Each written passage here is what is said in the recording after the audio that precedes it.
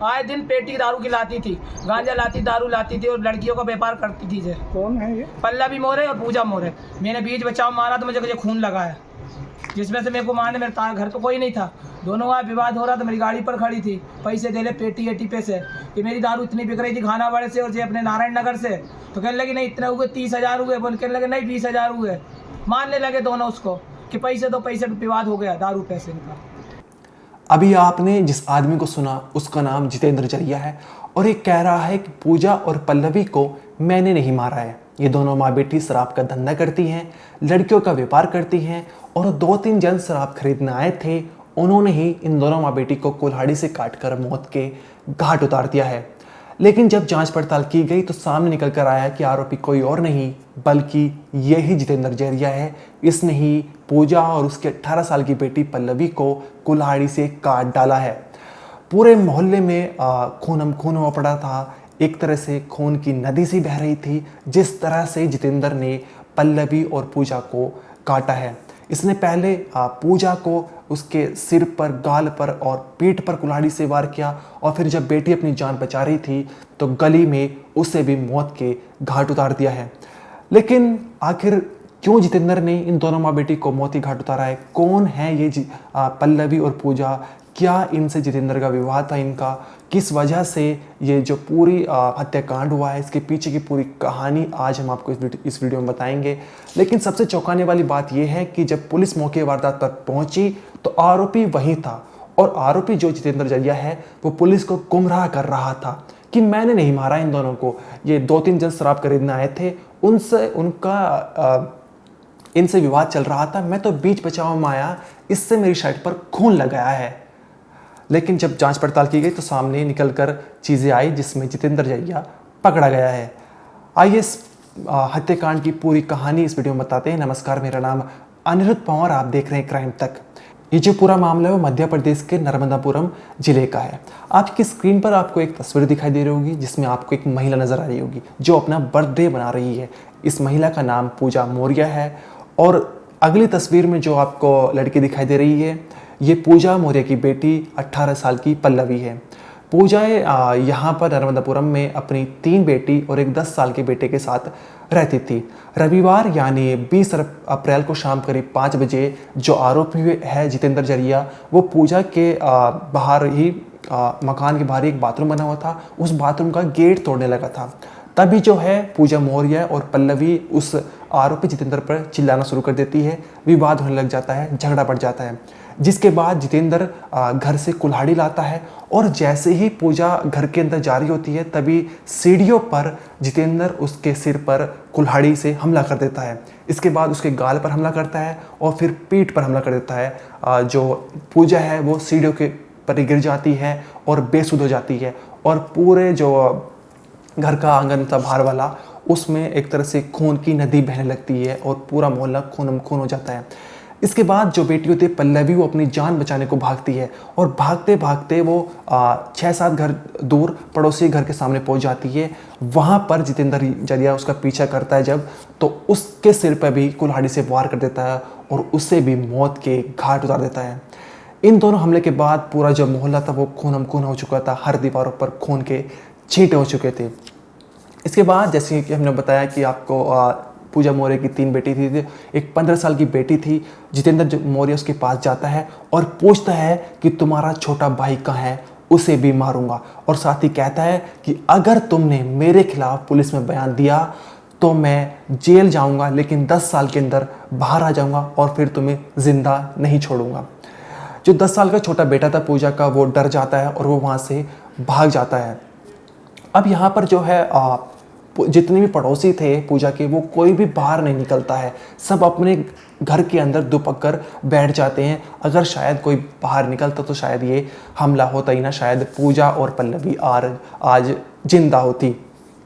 इसके बाद जो है जो 15 साल की बेटी थी वो पड़ोसी से मदद मांगती है लेकिन कोई भी पड़ोसी मदद करने को तैयार नहीं होता है। इसके बाद वो हॉस्पिटल जाती है भागकर, वहाँ पर बताती है कि मेरी माँ जो है और मेरी दीदी बड़ी जो है खून से सनी पड़ी हैं और उन पर हमला किया गया, आप जल्द से जल्द एम्बुलेंस से जाइए और उन्हें हॉस्पिटल में भर्ती कराइए। लेकिन हॉस्पिटल वाले कहते हैं कि पुलिस का मामला है, पहले पुलिस को बुलाइए। अब इसके बाद वो बेटी 15 साल की जो है वो अपनी मौसी को फ़ोन करती है। वहीं जो उधर 10 साल का बेटा होता है छोटा, वो पुलिस थाने पहुंच जाता है और पुलिस में कंप्लेंट लिखाता है कि जितेंद्र जरिया ने जो है मेरे मम्मी और मेरी दीदी पर हमला कर दिया है।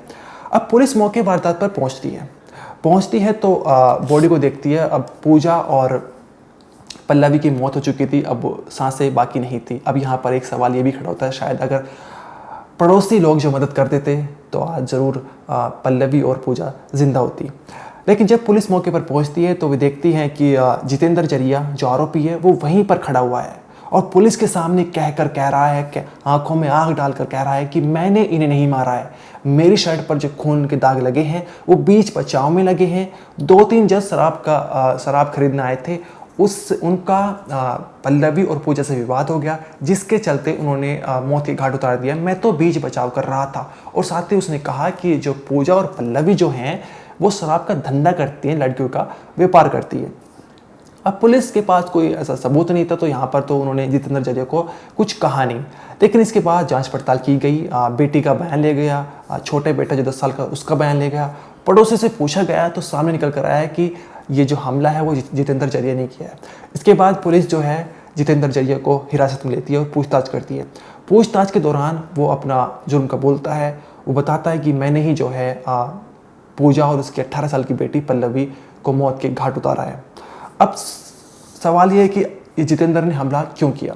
जब आप इसके पीछे की कहानी जानेंगे तो आप चौंक जाएंगे। दरअसल 7 साल पहले पूजा के पति की मौत हो चुकी थी, लेकिन पूजा के 3 बेटी थी और एक छोटा बेटा था। अब इसके बाद जो है जितेंद्र पूजा और उसके बच्चों को अपने यहाँ ले आता है और यहाँ पर एक मकान रहने को देता है और पास में ही वो अपने माता पिता के साथ एक मकान में रहता है। 2 साल तक सब कुछ ठीक चला, लेकिन 2 साल के बाद जो है वो पूजा और जितेंद्र में झगड़े होने लगे। आए दिन झगड़े होते थे। इसके बाद जो जितेंद्र जो है वो मकान खाली करवाने को कहने लगा कि मैं यहाँ पर अपने माता पिता का रहूँगा, तुम मकान खाली कर दो। लेकिन पूजा मकान खाली करने को तैयार नहीं थी। उसने कुछ घर के अंदर कुछ मरम्मत वगैरह भी कराई थी, इसलिए वो मकान खाली करने को तैयार नहीं थी। इसके बाद जो है वारदात वाले दिन यानी 11 अप्रैल को शाम करीब 5 बजे जो है जो जितेंद्र होता है वो झगड़ा कर रहा था पूजा से और उस दौरान ही जो है बाथरूम का गेट तोड़ने लगता है, क्योंकि पूजा मकान खाली करने को तैयार नहीं थी। जब गेट तोड़ने लगता है तो पूजा और पल्लवी जितेंद्र पर चिल्लाती हैं और जिसके बाद वो घर के अंदर जाता है अपने और वहाँ से कुल्हाड़ी लेकर आता है। और यहाँ पर कुल्हाड़ी जितेंद्र कोई और नहीं बल्कि उसके माता पिता ही देते हैं। मतलब कि यहाँ पर ये सवाल ये है कि इस हत्याकांड में जितेंद्र के माता पिता का भी हाथ है। और जैसे वो कुल्हाड़ी लाता है, जब पूजा घर के अंदर जा रही होती है तभी उस पर हमला कर देता है और उसके बाद उसकी बेटी पल्लवी पर भी हमला कर देता है और दोनों को मौत के घाट उतार देता है। और साथ ही 15 साल की बेटी से कहता है कि तुझे भी जिंदा नहीं छोड़ूंगा अगर तूने मेरे खिलाफ बयान दिया है। देखिए, कल की जो दुखद घटनाक्रम हुआ दोहरे हत्याकांड में, उसमें जो आरोपी है जितू झरिया, उसको जो है गिरफ्तार कर लिया गया है। आरोपी जो है मृतक महिला और उसकी बेटी जो है उनके साथ ही रहती थी पिछले करीब 5-6 सालों से और उनका जो है एक घर को लेकर अपना जो है पारिवारिक विवाद जो है वो कुछ समय से चल रहा था और उस विवाद के चलते कल उनकी जो है पहले मारपीट हुई और फिर मारपीट के बाद जो है आरोपी ने जो है कुल्हाड़ी से जो है दोनों के ऊपर जानलेवा हमला किया।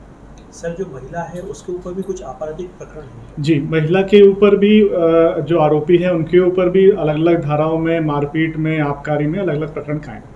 सर, प्रथम दृष्टया पूछताछ में क्या वजह सामने आई है? देखिए, जैसा मैंने बताया कि जो आरोपी है उसका कहना है कि महिला जो जहाँ रह रही थी उसके घर में, वहाँ से वो उसको हटाकर अपने माँ बाप को वहाँ रखना चाहता था और इस बात से महिला से और उसकी बेटी से जो है काफ़ी लंबे समय से उसका विवाद चल रहा था। कल की स्थिति में वो विवाद जो है काफ़ी बढ़ा और उस बढ़ने के बाद जो है गुस्से में आकर उसने जो है इस घटना को अंजाम दिया। सर, जांच में क्या है कि जो मकान है वो किसके पक्ष में? देखिए, जो मकान जो है प्रथम दृष्टया जो है अभी आरोपी का ही मकान सामने आया है और वहीं पे जो है 4-5 साल से उस महिला और उसकी जो बच्ची है वो वहाँ रह रही है। पुलिस ने जितेंद्र जरिया को गिरफ्तार कर लिया है और उसके ऊपर पल्लवी और पूजा की हत्या के मामले दर्ज कर दिए हैं। आपको बता दें, जितेंद्र के ऊपर 2022 में पूजा ने रेप केस का मुकदमा भी दर्ज कराया था। इसके अलावा जितेंद्र के ऊपर मारपीट और आबकारी एक्ट में भी मुकदमे दर्ज हैं। साथ ही पूजा के ऊपर भी कुछ मुकदमे दर्ज हैं। उसके ऊपर मारपीट, अवैध अतिक्रमण और आबकारी एक्ट के तहत मामले कई दर्ज हैं। यानी दोनों का जो बैकग्राउंड है वो इस तरह का रहा है, दोनों के ऊपर ही कई मुकदमे पहले से दर्ज हैं। ये कहानी मध्य प्रदेश के नर्मदापुरम की थी, जहाँ पर जितेंद्र 7 साल पहले अपने घर में पूजा और उसके बच्चों को लाया और फिर 7 साल बाद यानी 20 अप्रैल को एक ऐसी वारदात होती है जिसके चलते वो पूजा और पल्लवी को मौत के घाट उतार देता है। लेकिन यहाँ सबसे हैरान करने वाली बात यह है कि पहली बात तो जितेंद्र के परिवार माता पिता ने उसे कुल्हाड़ी दी थी और किस तरह से उसने पल्लवी और पूजा को मौत के घाट उतारा था। मतलब कुल्हाड़ी से ही दिन दहाड़े हमला कर देता और कोई पड़ोसी बाहर भी नहीं निकला था। ये सबसे बड़ी चौंकाने वाली बात है। इस पूरे मामले को लेकर आपका क्या कहना है कमेंट सेक्शन में ज़रूर बताइए। इस वीडियो में इतना ही, आप देखते रहिए क्राइम तक।